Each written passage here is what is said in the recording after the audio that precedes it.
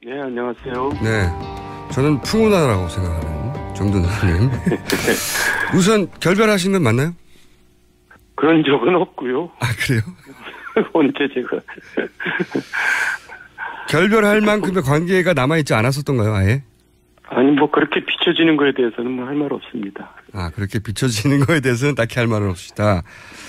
자, 저희가 이제 급하게 몇 가지만 짚어보려고 의원님을 연결했는데, 이제 세간에 그런 얘기 있지 않습니까? 결국은 박근혜 대통령이 힘이 빠지니까 그 직전 이명박 전 대통령과 손을 잡을 수밖에 없을 것이다 하는 전망이 있었는데 실제 캠프라고 할 만한 것이 있는지 모르겠습니다만 친이계 인사들이 제법 많다. 결국 같이 손잡는 거 아니냐. 이런 평가에 대해서는 어떻게 생각하세요?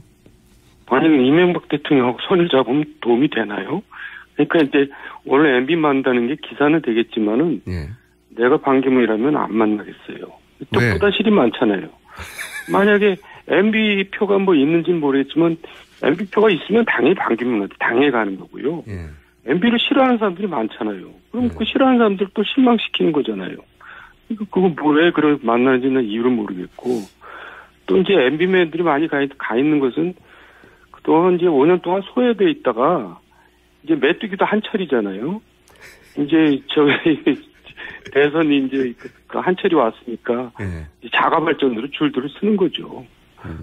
근데 그런데 예. 이명박 전 대통령에 대한 인기야 물론 뭐 따질 것이 없을 정도로 무의미할지라도 이명박 대통령 전 대통령에게는 여전히 사람도 있고 또 조직도 구성할 만한 힘이 있고 그러다 보니까 선거를 치르자면 그런 힘이 필요해서 그래서 만나게 되고 자꾸 MB계가 받쳐주는 거 아니냐 이런 얘기 나온 거 아닐까요?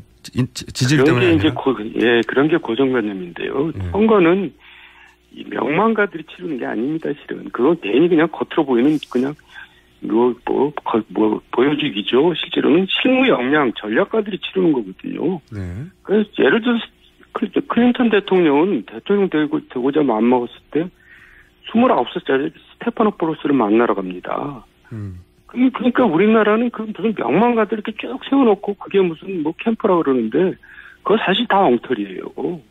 그 사람들이 선거 치르는 거 아닙니다. 실무 역량으로 치르는 거죠. 그러니까 반기문 후보가 그런 건 모르는 거예요, 지금. 제가 볼 때는 캠프가 뭐 그냥 남맥상이 그대로 지금 보여주고 있는데 지금 이대로 가면은 선거 치르기 힘들 겁니다. 그렇게 선거 치르는 거 아니에요. 좀 더 구체적으로 말씀 주시자면 지금 말씀은 반기문 전 총장이 귀국해서 채 일주일이 안 됐는데 여러 가지 이제 구설수들이 있는데 그거를 쭉 지켜보고 판단한 결과 아 저렇게 해가지고 대선을 치를 수 있겠나 이런 판단을 하셨다는 거죠.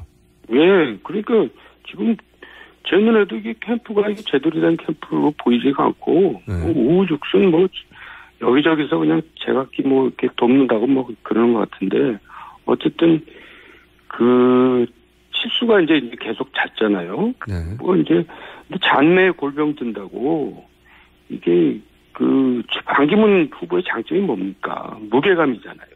네. 유해 사무총장. 네네. 근데 이상. 그게 자꾸 실수하고 그러다 보면 웃음거리가 되면 무게감이 떨어지면은 이게 그 아주 결정적인 타격을 받는 거죠. 네, 그거는 이제 근데 예. 정치 초보라서 그럴 수는 있는데 그게 이제 커버가 안 된다는 거죠. 캠프가 제대로 작동이 안 해서. 네. 예, 지금 첫 단추를 잘못 끼우고 있기 때문에 제가 볼 때는 이런 식으로 가서는 안 될 거라고 생각이 됩니다. 근데 후보가 초보인 건 어쩔 수 없는데 그거를 제대로 커버해주지 못하는 걸 보니 이 친이계 인사들이 거기 바치고 있다 이렇게 볼 수도 없다고 생각하시는 거예요? 아니 친이계 인사가 사실은 뭐 제대로 바치고 있는지도 모르겠어요. 자가 발전하는 건지 모르겠는데 어쨌든 이 사람들이 보면은 후보를 위해서 일하는 게 아니라 자기 자신들을 위해서 일하는 경우가 많거든요. 그러니까 후보하고 내가 가깝다는 거를 과시하느라고 다들 그냥 선거판에 붙어 있거든요. 이 명망가들이. 예. 그러니까 이제 저런 실수가 안 온 거고 그런 거죠. 후보가 지금 그걸 몰라요. 누가 자기를 지금 위협하고 있는지 제가 볼 때는 거기 주변에 있는 사람들이 후보를 위해서 있는 사람들이 아니라 자기 자신을 위해서 있는 사람들 같아요. 그럼 이건 어떻게 생각하십니까? 그 지금 현상은 그러한데 이명박 전 대통령이 이제 월간조선 발로 보도됐던 차기 정권은 내 손으로 뽑겠다고 했던 말이 있고 물론 이건 본인도 부인했고 여러 차례 그 주변 인사들에 의해서 부인되긴 했지만 이명박 전 대통령이 이런 생각을 속으로 할 수는 있지 않습니까? 글쎄 부인했다니까는 그렇지만 만일 그게 사실이라면 착각도 유분수죠. 무슨 참나.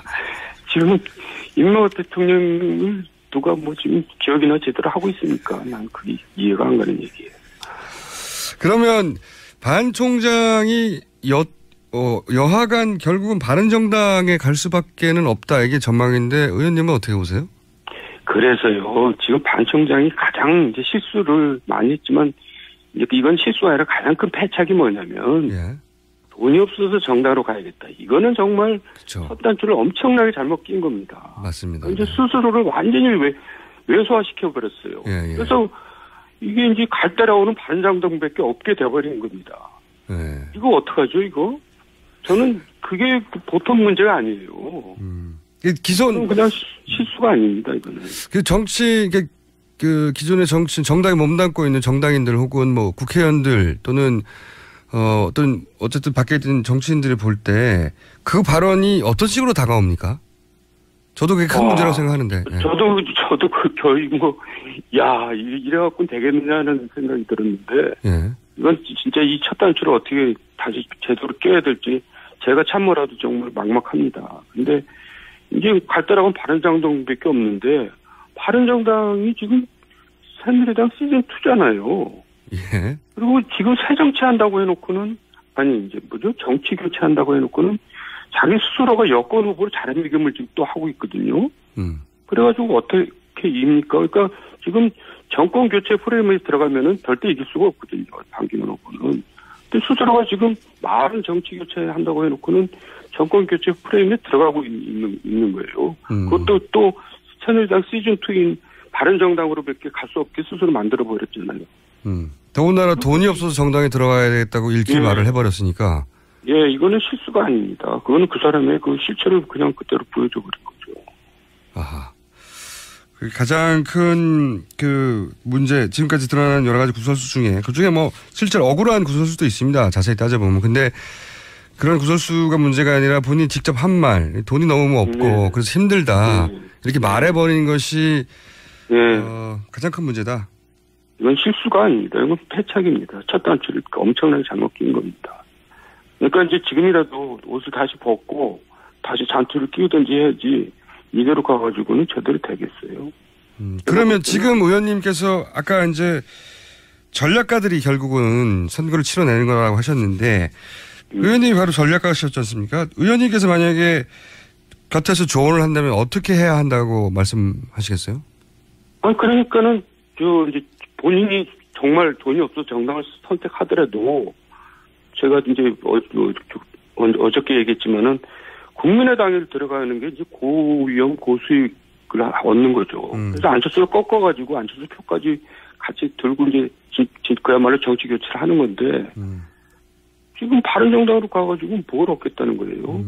의원님이 이제 제3자 입장에서 보자면 그리고 큰 선거를 치르고 후보를 당선시킨 경험으로 보자면 반 총장은 지금 국민의당에 가서 안철수 후보와 경선에서 본인이 후보가 되고 그래서 정권 교체 프레임에서 벗어나고 뭐 이런 전략을 구사해야 된다는 거죠? 예, 그랬어야 되죠. 저 같았으면 그랬을 거예요. 근데 이제 이미 박지원 대표도 문을 닫아버리겠다고 지금 그래버렸잖아요. 그런 상황에서 지금 이제 참 구정이 지나도 지지율이 이렇게 다포 상태로 가면은 승산이 없죠. 그러면 어제 인터뷰에서 짧게 하셨던데 제가 마지막으로 한 가지만 더 여쭤볼 질문은 대선 완주하겠나 이런 의문이 든다고 하셨잖아요. 예. 그거 예, 그렇잖아요. 지금 굉장한 무게감 있는 후보로 입국을 했는데 날이 갈수록 지지율을 올라가기 그냥 내려가 버리면은 그거는 이제 제2의 고건이 되는 거죠. 제2의 고건 전 총리가 될 가능성을 보시는 거군요. 네. 반전의 모멘텀은 지금이라도 국민의당에 가야 된다? 아니, 이제 국민의당도 못 가게 생겼다니까요. 국민의당에서 누가 받아준다 그러니까 지금 벌써 문을 닫겠다고 해버렸잖아요. 알겠습니다. 오늘 여기까지 듣고요. 저희가 아무래도 이번 대선에서는 이명박 전 대통령 이름이 계속 나올 것 같아요. 어쩔 수 없이. 나올 때마다 연결하겠습니다. 감사합니다. 오늘 말씀. 네, 수고하셨습니다. 네, 지금까지 정두환 전 의원이었습니다. 대통령과 손을 잡을 수밖에 없을 것이다 하는 전망이 있었는데 실제 캠프라고 할 만한 것이 있는지 모르겠습니다만 친이계 인사들이 제법 많다. 결국 같이 손 잡는 거 아니냐. 이런 평가에 대해서는 어떻게 생각하세요? 만약에 이명박 대통령하고 손을 잡으면 도움이 되나요? 그러니까 이제 원래 MB 만나는 게 기사는 되겠지만은 예. 내가 반기문이라면 안 만나겠어요. 또 왜? 부다실이 많잖아요. 만약에 MB 표가 뭐 있는지는 모르겠지만 MB 표가 있으면 당연히 반기문한테 당해 가는 거고요. 예. MB를 싫어하는 사람들이 많잖아요. 그럼 그 싫어하는 사람들 또 실망시키는 거잖아요. 그거 뭐 왜 그런 만나는지는 이유를 모르겠고. MB계가 받쳐주는 거 아니냐 이런 얘기 나온 거 아닐까요? 지지율 때문에.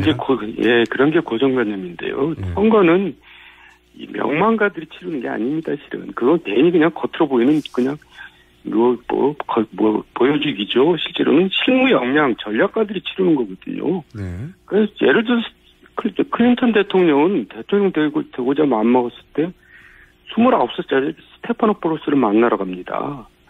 그러니까 우리나라는 그 무슨 명망가들 이렇게 쭉 세워놓고 그게 무슨 뭐 캠프라 그러는데 그거 사실 다 엉터리예요. 그 사람들이 선거 치르는 거 아닙니다. 실무 역량으로 치르는 거죠. 그러니까 네, 안녕하세요. 네. 저는 풍운하라고 생각하는 정두환 의원님. 우선 결별하신 건 맞나요? 그런 적은 없고요. 아, 그래요? 언제 제가. 결별할 만큼의 관계가 남아있지 않았었던가요, 아예? 아니, 뭐, 그렇게 비춰지는 거에 대해서는 뭐 할 말 없습니다. 아, 그렇게 비춰지는 거에 대해서는 딱히 할 말은 없으시다. 자, 저희가 이제 급하게 몇 가지만 짚어보려고 의원님을 연결했는데, 이제 세간에 그런 얘기 있지 않습니까? 결국은 박근혜 대통령이 힘이 빠지니까 그 직전 이명박 전 대통령 또 이제 MB맨들이 많이 가 있는 것은 그동안 이제 5년 동안 소외돼 있다가 이제 메뚜기도 한철이잖아요. 이제 대선이 이제 그 한철이 왔으니까 네. 자가 발전으로 줄들을 쓰는 거죠. 그런데 예. 이명박 전 대통령에 대한 인기야 물론 뭐 따질 것이 없을 정도로 무의미할지라도 이명박 전 대통령에게는 여전히 사람도 있고 또 조직도 구성할 만한 힘이 있고 그러다 보니까 선거를 치르자면 그런 힘이 필요해서 그래서 만나게 되고 자꾸 후보가 그런 건 모르는 거예요 지금.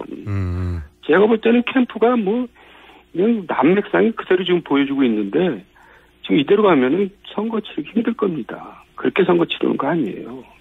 좀 더 구체적으로 말씀 주시자면 지금 말씀은 반기문 전 총장이 귀국해서 채 일주일이 안 됐는데 여러 가지 이제 구설수들이 있는데 그거를 쭉 지켜보고 판단한 결과 저렇게 해가지고 대선을 치를 수 있겠나 이런 판단을 하셨다는 거죠.